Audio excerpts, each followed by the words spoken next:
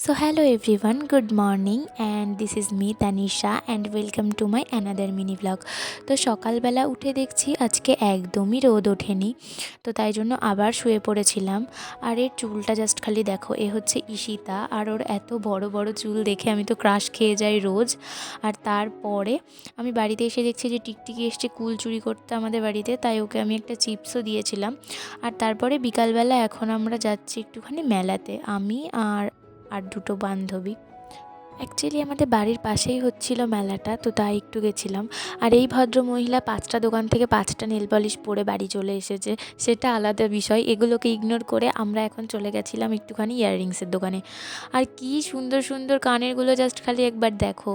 আর তারপরে সবাই তো সবার মতন গল্প করছিল, আর আমি একা ধাদলার মতন দাঁড়িয়েছিলাম।